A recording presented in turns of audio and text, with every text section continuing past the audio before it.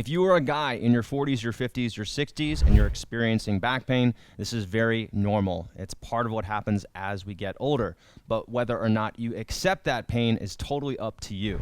So in this video, I want to show you 4 potentially life-changing exercises that are going to help you get rid of back pain instantly and also work on the root causes of back pain.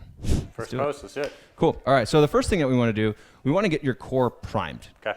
One thing that's really important with spinal exercises specifically is we want to make sure that your core is working, because most people just only use the muscles in the back, and that's what leads to low back pain, right? You're only using the muscles in the low back and not using the core and the hip muscles that support them. So first thing, I'm going to have you lie down on your back. Okay.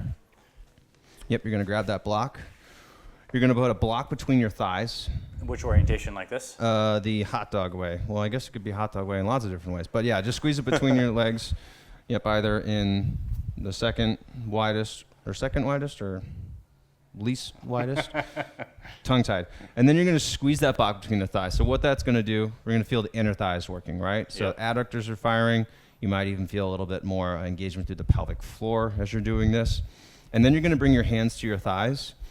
Now we're going to push the hands into the thighs. So we've got adductors engaging, we've got hip flexors engaging, transverse abdominis is engaging, hip flexors, I already said hip flexors, and then I want you to pull your lower back toward the ground. So if I were to try and snake my hand right underneath the lower back here, there's no space. So pulling that down. So what we've got here is now the whole core is firing, okay? Inner thighs are working, right? You can see him starting to shake.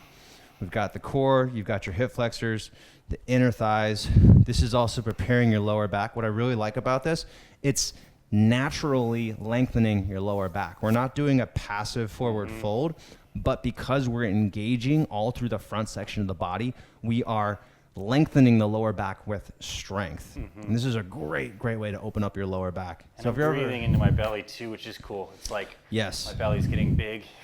Yeah, so if you can also incorporate that breathing into the belly, expanding there, expanding through the sides of your body, expanding through the back. So expanding all through the torso as you inhale. This is also a great way to get rid of lower back pain. Phenomenal.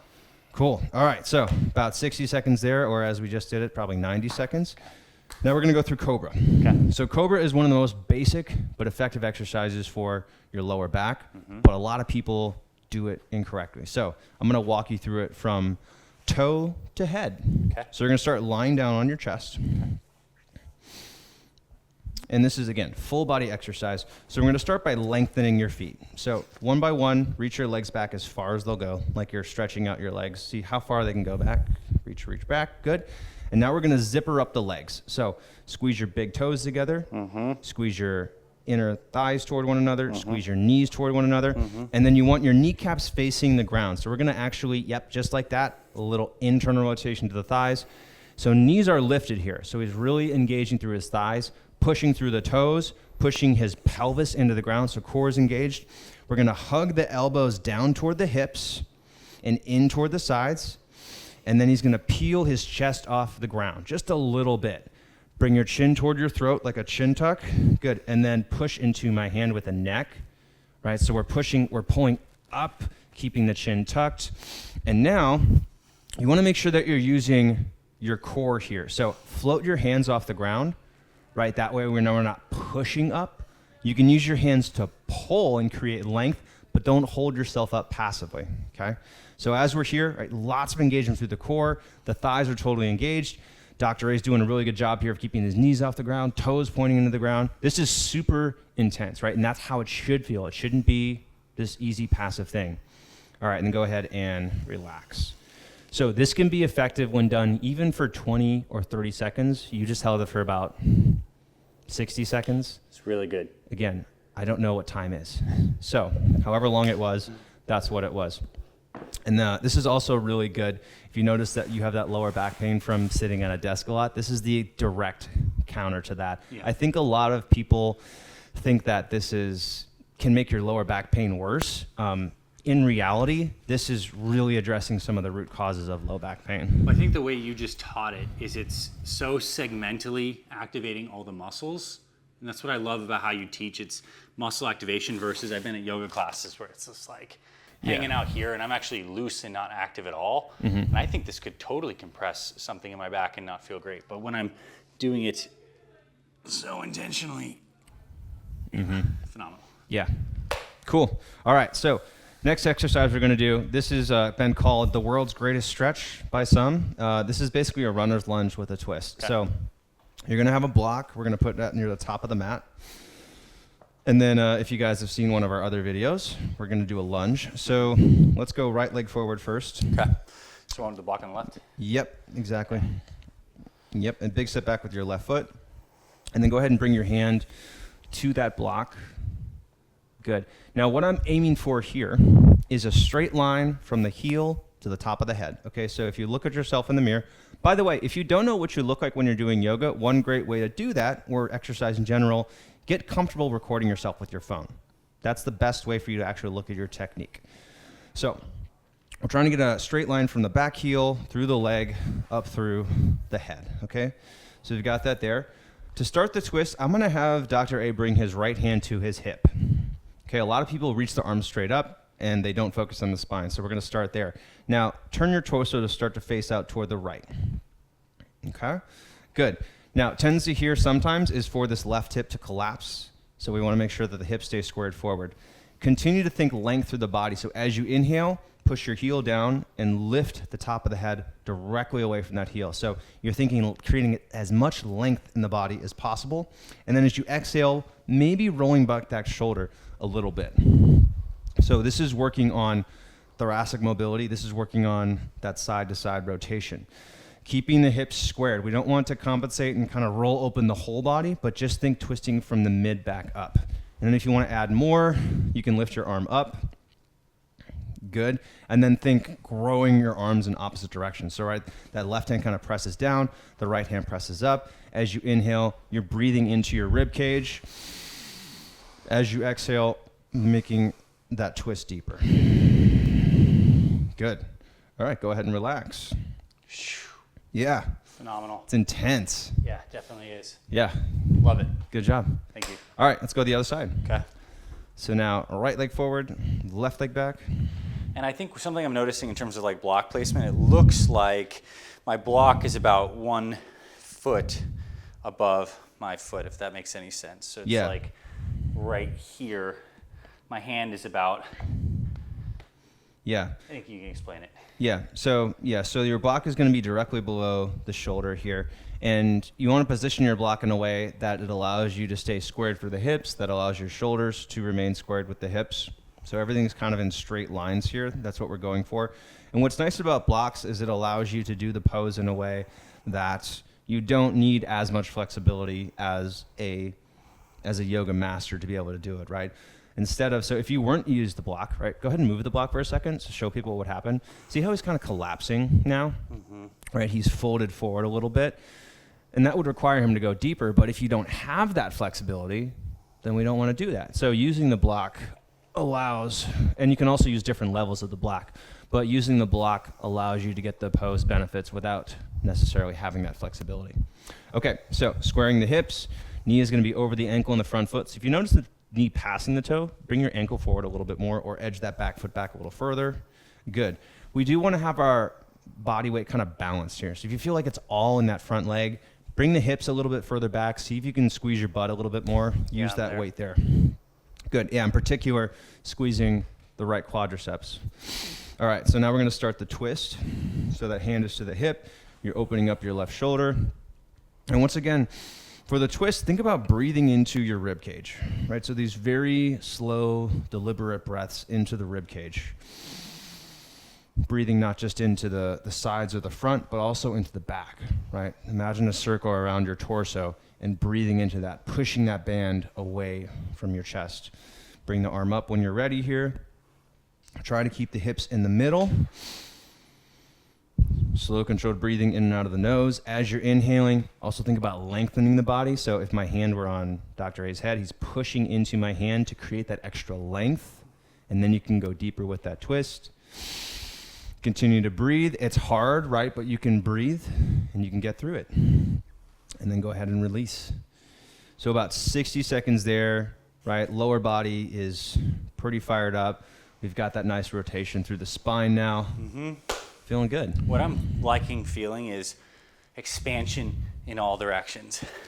Length through the spine in this axis, length through the hands in this axis, rotation in this axis. And I think there's something symbolic about these types of poses, taking compression and tightness, which is pain, and moving them into expansion and length. Yeah, yeah.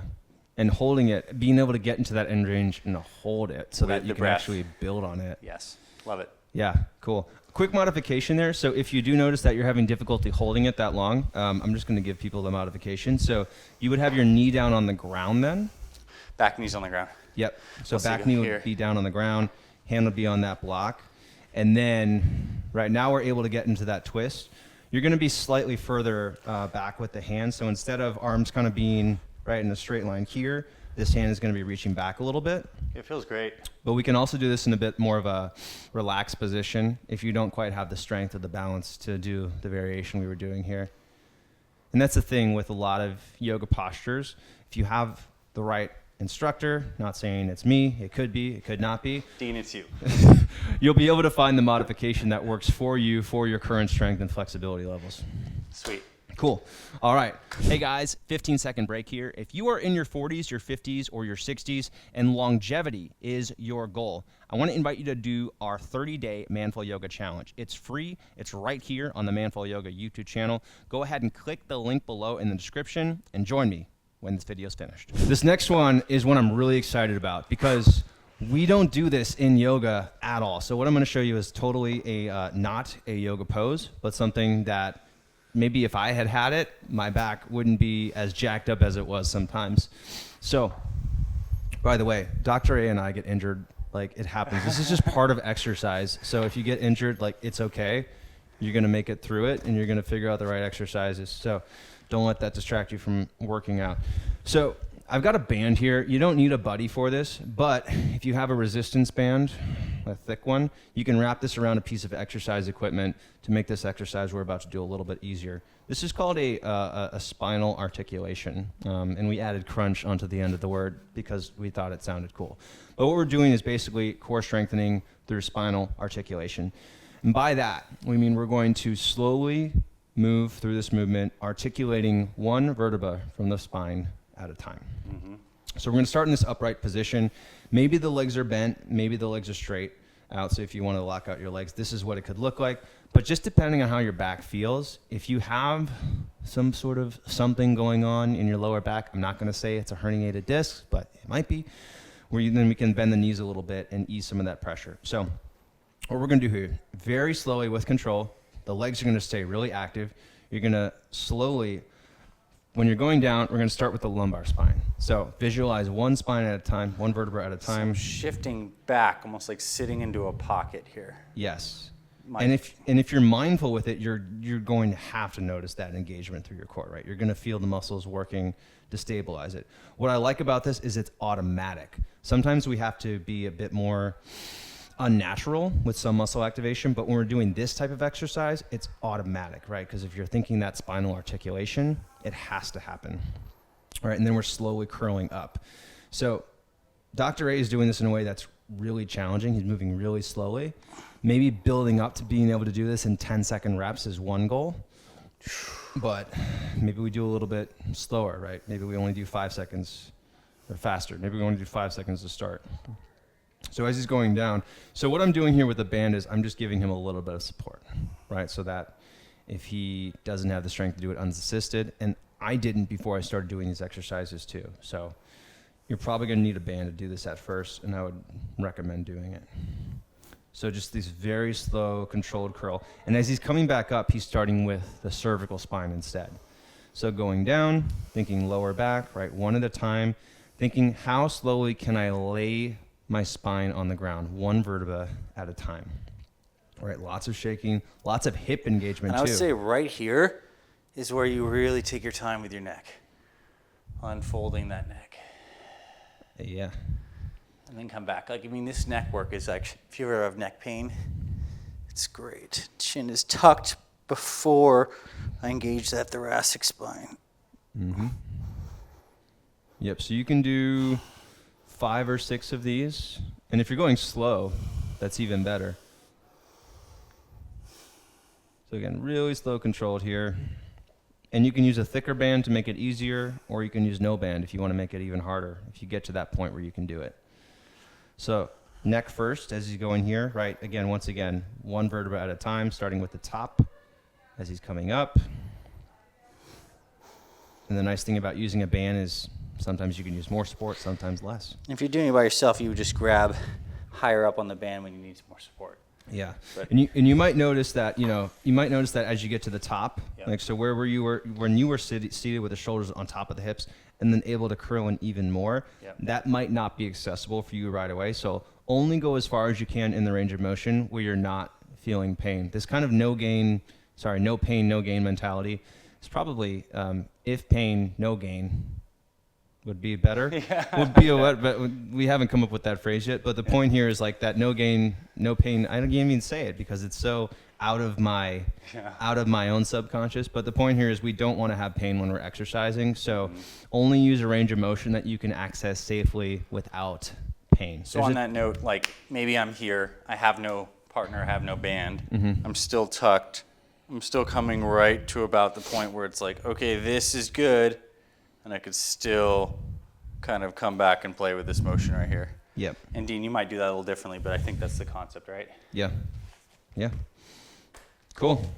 Okay, so we've got those 3 basic but challenging core exercises. Make sure you do that core warm-up beforehand, and then you can do those 3 exercises. You could do those before any workout, even if it's just a walk. That's still going to be helpful, definitely helpful before some sort of lifting exercise or anything that normally causes you back pain. Yeah. Try that beforehand, and I would wager, if I were using an old word for bet, I would wager that your back will feel a lot better after those exercises. Yeah, and if you're doing any heavy compound movements for your lower body, squats, deadlifts, all of this stuff will increase your performance, hands down. Give you that connection to the core, give you the motion, even that rotation work. So yeah, I mean, you spend 5 minutes, you get better performance, your back starts to feel healthier. Love this. Thanks so much, Dean. Yeah, good job. One thing more, I think what's the unsaid benefit of this is like you just don't feel as much ouch the next day. Like that's huge. If you can wake up the day after a workout and be like, oh, my back doesn't feel like crap, it's a brand new world. For sure. All right, guys, I hope you enjoyed that workout. I've gone ahead and added my top 3 yoga for back workouts for guys in their 40s and 50s and 60s to the link below here. So check that out and click whichever title interests you the most. I want to give a shout out to Dr. A for joining me here on the Manful Yoga YouTube channel. You can check out Dr. A in the Fit Father Project on his own YouTube channel. Link for that is below. And if you want to get straight into another workout, I've got a really good yoga workout for guys in their 50s with the best back-friendly exercises right over my shoulder. Go ahead and click here now to watch.